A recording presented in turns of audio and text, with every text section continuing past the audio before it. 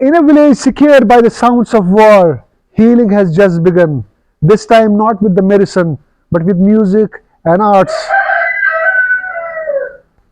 Here in Uri, where the line of control isn't just a boundary, but a reminder of fear, schools were once silent, classrooms empty, and childhood interrupted. Shahid at 10th grade watched shell next to his home. His sister was wounded, his family fled. The trauma lingers still. But one principal dared to rewrite this story. Abdul Hamid Ganai did not just open the school, he opened hearts. Blank sheets became therapy, crayons turned into courage, music classes brought laughter, where there was only silence in the classrooms. From 150 students to a full house, art became the bridge that fear couldn't burn down. हालिया गोलाबारी की वजह से जो उड़ी, लगामा, दर्दकोट, उड़ूसा और नौगाम में जो तबाही हुई और ख़ासतौर से इस्लामाबाद में भी, उससे हमने प्रोस्पेक्ट की टीम ने एक जायज़ा किया और ख़ास तौर से ये जानने की कोशिश की कि कैसे अब नॉर्मल लाइफ जो है बैक ऑन ट्रैक है and how the schools are being reopened. And interestingly one of the principals of this the higher secondary of Islamabad is also holding the charge of the other higher secondaries here, and now he has opened the vistas. This art is becoming source of inspiration for students to come to the school and actually give vent to their fear. These students have gone through a lot of turmoil and turbulence from last over 1 month in this area. So let's go and see how these students are coping up. We shall overcome, we shall overcome, we shall overcome someday. Oh, deep in my heart, I do believe that we shall overcome someday.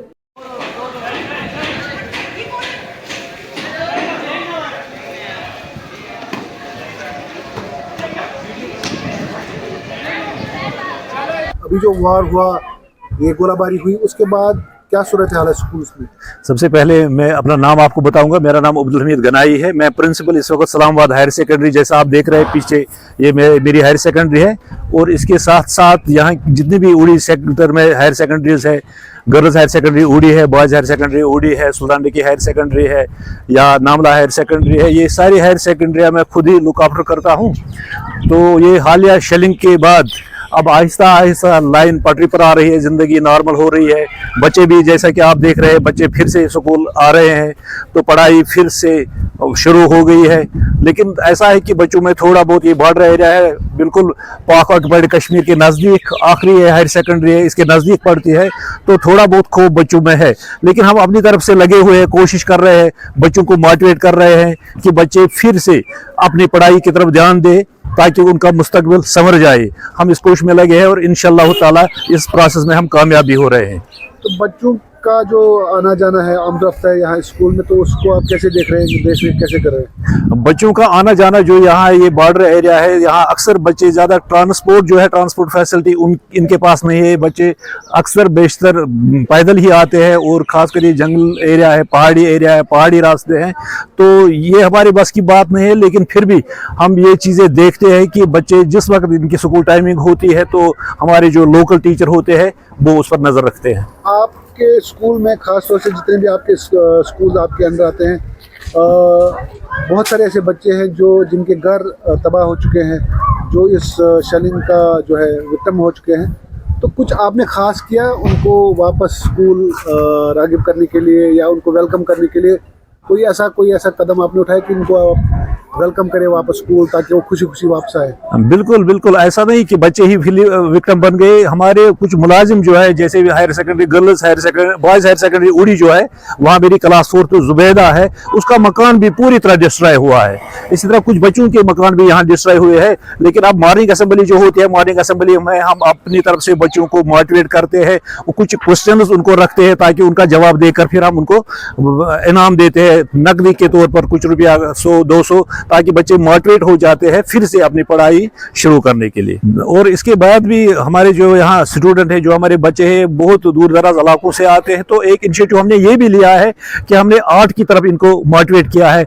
हम painting इनसे करवाते हैं और आम लोगों से भी appeal करते हैं, सिविल सोसाइटी से भी अपील करते हैं, ताकि वो अपने बच्चों को इस तरफ रागिब करे, ताकि ये हमारा एजुकेशन फील्ड जो है, हमारे जो बच्चे हैं, इनको एक एक्सपोजर मिले।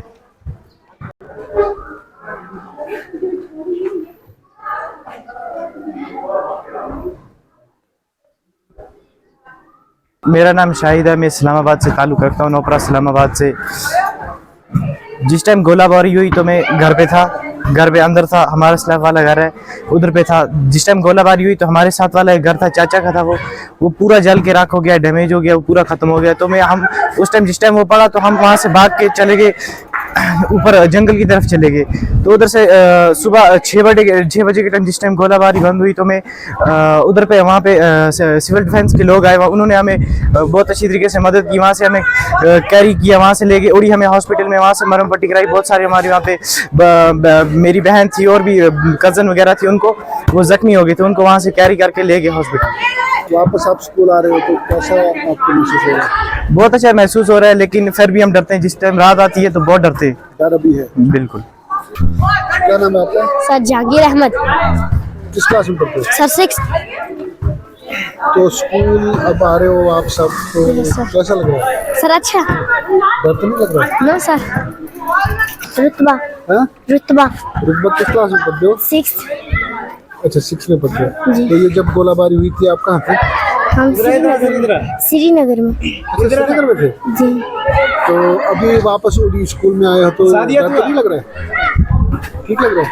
जी। तो क्या बनना चाहते हो आप? मैं डॉक्टर।